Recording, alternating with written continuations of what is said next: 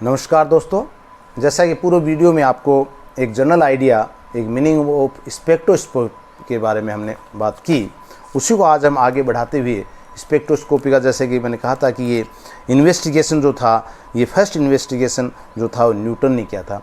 और न्यूटन ने भी इसको क्या लिया था, एक क्वांटम जब केमिस्ट्री के नाम से चलती है, क्वांटा किस प्रकार से इलेक्ट्रोमैग्नेटिक रेडिएशन है, उसकी एनर्जी का जो एक एनर्जी के छोटे छोटे टॉप्स हम लेते हैं, उनको हम क्वांटा के रूप में आइडेंटिफाई किया, और ये सारा जो है श्रेय जाता है न्यूटन को। तो इसके बेस पे आज हम आगे इसको अध्ययन कर रहे हैं। तो जैसा कि मैंने बताया कि फर्स्ट इन्वेस्टिगेशन ऑफ वेव्स क्या था, कोरिलेटेड बाय द न्यूटन का 17th सेंचुरी के अंदर ये बात की थी, जिसमें क्वांटम मैकेनिक्स भी आ गई थी। तो spectroscopy technique for the largest and most important single group technique use in chemistry के अंदर जो की गई थी, उसमें क्या था, all spectroscopy technique are more and less dependent on किसमें, इमिशन एंड एब्जॉर्बेंस। जैसा कल हमने बताया था पहले वीडियो में कि 3 प्रकार की थी, इमिशन, एब्जॉर्प्शन और स्कैटरिंग। तो यहाँ पे मैंने कहा मैक्सिमम जो पार्ट है वो इसका इमिशन और absorption of the characterization radiation की बात हम कर रहे थे। तो यहाँ पे characteristic of the certain energy change with atomic और मोलिकुलर सिस्टम, जिसको मैंने कहा था क्वांटम। तो the most important use of spectroscopy technique जो तो एनालिटिकल केमिस्ट्री में क्या था, is in the determination of atomic and molecular structure, including जिसमें फंक्शनल ग्रुप हो सकते हैं, स्पेक्ट्रोकेमिकल रीअरेंजमेंट हो सकता है, स्पेक्ट्रोकेमिकल अरेंजमेंट हो सकता है कि एलिमेंट्स का एटम्स के अंदर किस प्रकार से उनका अरेंजमेंट है, उनकी बॉन्ड लेंथ क्या है, बॉन्ड एंगल क्या है, इसके बारे में हम ज्ञात कर सकते हैं। उसके बाद मैंने कहा था कि आपको क्लासिकल मेथड की बात खत्म होने के बाद मैंने कहा था कि मॉडर्न मेथड इसका जो आया था, मॉडर्न वेव ऑफ स्पेक्ट्रोस्कोपी क्या था हमारे पास, interaction of electromagnetic radiation with matter, इसके ऊपर आधारित स्पेक्ट्रोस्कोपी है पूरी, जिसको हम तुरंत इस कंपाउंड के बारे में आइडेंटिफाई कर सकते हैं। और वो क्या है, इंटरेक्शन किसमें, electromagnetic radiation with matter, matter और इलेक्ट्रोमैग्नेटिक रेडिएशन के मध्य जो इंटरेक्शन है उसकी बात हम कर रहे थे। तो the absorbance of emission process are known as throughout the electromagnetic spectrum, ranging from the, कहाँ से रेंज बताई थी मैंने, गामा रेंज से लेकर के हमने किस बार कहाँ तक दी थी, रेडियो वेव्स तक की बात की थी, जिसके अंदर न्यूक्लियर मैग्नेटिक रेजोनेंस भी आ गया। तो the way in which the measurement of radiation frequency emitted और absorbance are note experimentally and the energy deducted from these comparison with the practice of the spectroscopy, spectroscopy को किस रूप से इसको हम काम में ले सकते हैं। द सिस्टम क्या था हमारे पास, interact with the electronic field in case of the magnetic resonance spectroscopy, क्या interact with the magnetic field, तो मैग्नेटिक फील्ड में हम ज्ञात कर रहे हैं, इलेक्ट्रिक फील्ड में ज्ञात कर रहे हैं, तो इस प्रकार से इसकी रेजोनेंस को स्पेक्ट्रोस्कोपी की सहायता से हम बता सकते हैं। तो spectroscopy is one of the most powerful tool है available for the study of atomic and molecular structure and is use in the analysis of a wide range of samples, जो रेंज हमने गामा रेंज से लेकर के radio waves तक की range हम इसमें ज्ञात कर सकते हैं। तो ये 2 प्रकार से हमें होता है, एटॉमिक स्पेक्ट्रोस्कोपी, दूसरा हमारे पास है molecular spectroscopy.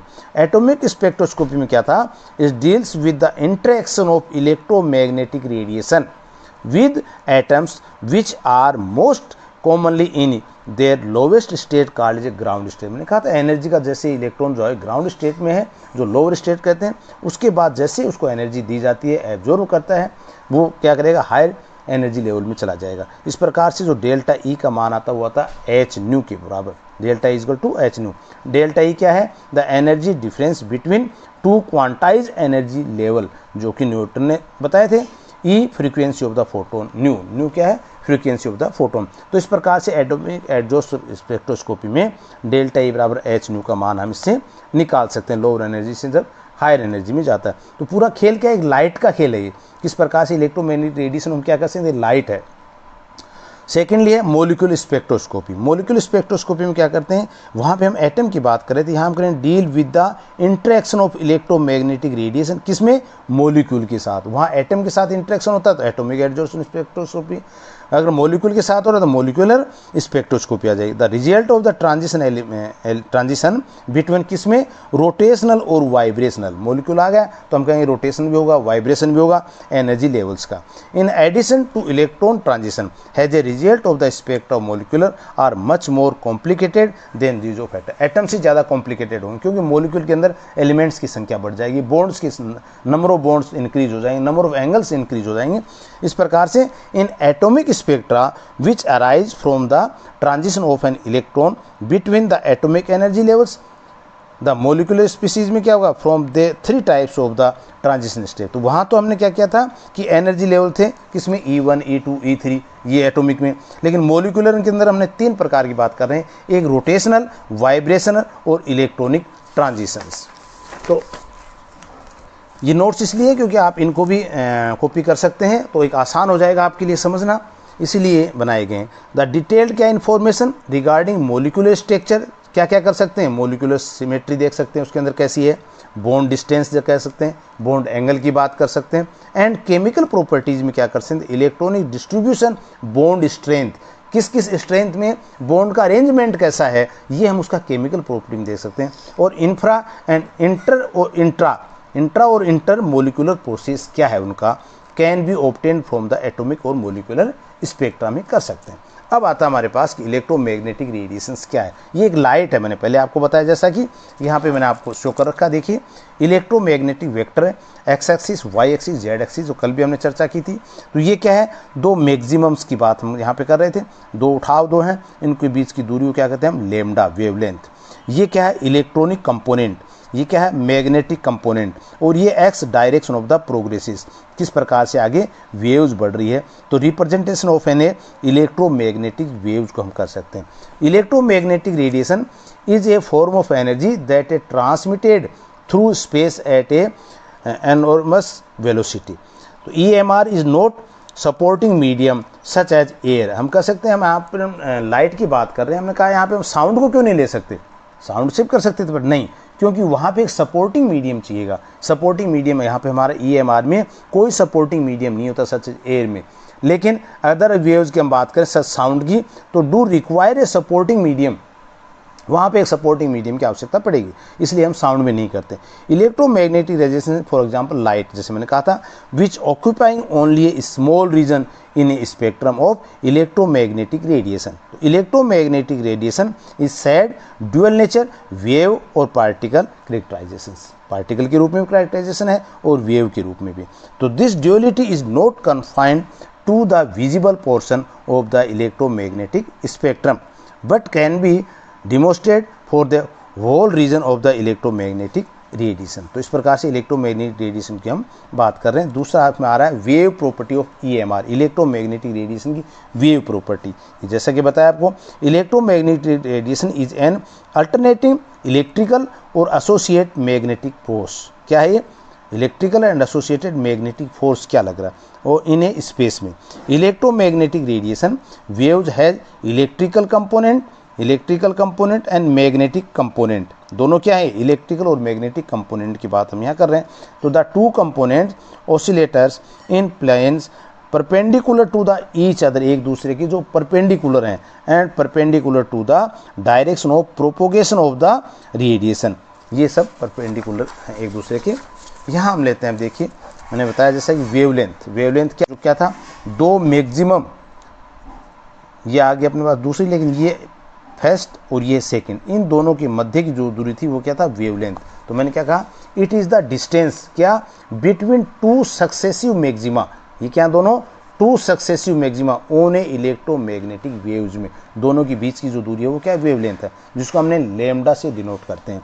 Has a meter, centimeter, millimeter, micrometer, nanometer और एंगस्ट्रॉम, ये भी एक दूसरे से सब रिलेटेड हैं। कैसे, देखिए, एक micrometer is equal to 10⁻⁻4 centimeter is equal to 10⁻⁻3 nanometer is equal to 10⁻6 meter. तो एक रिलेशन है इनमें, 1 नैनोमीटर बराबर 10⁻6 micrometer, 10⁻7 centimeter, 10⁻9 meter is equal to 10 angstrom, और 1 एंगस्ट्रॉम इजकल टू 10⁻8 सेंटीमीटर, या 0.1 नैनोमीटर या 10⁻⁻10 मीटर। तो ये क्या एक रिलेशन है किसके अंदर, मीटर में, सेंटीमीटर में, मिलीमीटर में, माइक्रोमीटर में, नैनोमीटर में, एंगस्ट्रॉन में। ये सब वेवलेंथ के तरीके हैं कि किस में आप इसको ज्ञात कर रहे हैं। तो the nanometre is also designated has millimetres MU। Recommended किसने किया था इसको, नेशनल ब्यूरो ऑफ स्टैंडर्ड ने 1963 के अंदर इसको नैनोमीटर को MU के रूप में भी रिकमेंडेड किया है। मोनोक्रोमेटिक लाइट हम कहते हैं, किसी भी प्रिज्म पे किसी मोनोक्रोमेटिक लाइट डालनी है तो मोनोक्रोमेटिक मतलब ऐसी beam carrying radiation of only one district wavelength, जिसमें एक समान वेवलेंथ जो आ रही है, is said to be monochromatic. And a beam having radiation is several wavelength is the said of the polychromatic और हिट्रोक्रोमेटिक भी कह देते हैं। तो ये कहते हैं मोनोक्रोमेटिक लाइट बीम का हम काम ले रहे हैं। इसके बाद आता है इसकी फ्रीक्वेंसी न्यू। फ्रीक्वेंसी क्या होती है, the number of component wavelength units passing through a given point, एक निश्चित पॉइंट के द्वारा जहाँ से कितने number of component complete wavelength जो है वो पास हो रही हैं। In unit time is called a frequency of radiation. उस रेडिएशन की वो फ्रीक्वेंसी कहलाती है, वो तीव्रता कहलाती है उसकी। फ्रीक्वेंसी है unit of reciprocal of time. तो ये क्या साइकिल पर सेकेंड हर्ट्ज में या फ्रेंसल में कहते हैं। तो 1 हर्ट्ज इसको होता है साइकिल पर सेकेंड, या 1 फ्रेंसनल 10⁻12 hertz, 1 mega hertz 10⁻3 kilo hertz. ये इसकी यूनिट्स के रूप में काम में ले सकते हैं। अगला आता है उसमें कि वेव नंबर। वेव नंबर क्या है, द नंबर ऑफ वेव पर सेंटीमीटर इन वैक्यूम। पर सेंटीमीटर इन वैक्यूम में कितनी नंबर ऑफ वेव्स हैं वो क्या कहलाता है, इसकी वेव नंबर। न्यू बार इसको बोलते हैं। न्यू हमारे पास पहले आ गया फ्रीक्वेंसी के ऊपर, अगर लाइन लगाने वो जगह न्यू बार। तो the quantity is generally denoted by nu bar. तो आप देखिए nu bar is equal to होता है 1/λ, यानी wave number has unit is reciprocal distance पर सेंटीमीटर, या केसर्स में ले सकते हैं। 1 K की इज इक्वल टू 1000 K या 1000 पर सेंटीमीटर। तो wave number motion of generally used in infrared spectro. ये कहाँ नंबर यूज करते हैं हम, इंफ्रारेड स्पेक्ट्रोस्कोपी के अंदर इसका काम में लेते हैं। उसके बाद आती है इसकी वेलोसिटी। वेलोसिटी क्या होती है, the velocity is dependent upon the medium through which radiation is passing, यानी जो रेडिएशन इलेक्ट्रोमैग्नेटिक रेडिएशन को पास कर रहे हैं उसके लिए मीडियम क्या है ये उसके ऊपर निर्भर करेगा। मीडियम कैसा है उसके ऊपर उसकी वेलोसिटी निर्भर करती है। It has the unit of centimeter per second या मीटर पर सेकेंड में काम में ले सकते हैं। और velocity is equal to the wavelength into frequency, lambda into nu velocity. तो इस प्रकार से लैम्डा न्यू बराबर कर सकते हैं सी लाइट, यानी ये फ्रीक्वेंसी है, ये वेवलेंथ है, इसको भी हम याद कर सकते हैं। तो रिलेशन अगर तीनों में देखेंगे फ्रीक्वेंसी, वेलोसिटी और वेवलेंथ में, तो हमने देखा न्यू बार बराबर 1/λ और न्यू बराबर होता है C/λ। अगर हम मान रखें तो लैम्डा बराबर C/V, तो ये न्यू बार बराबर जाएगा V/C, यानी V बराबर C न्यू बार। ये क्या कहलाता है, वेलोसिटी।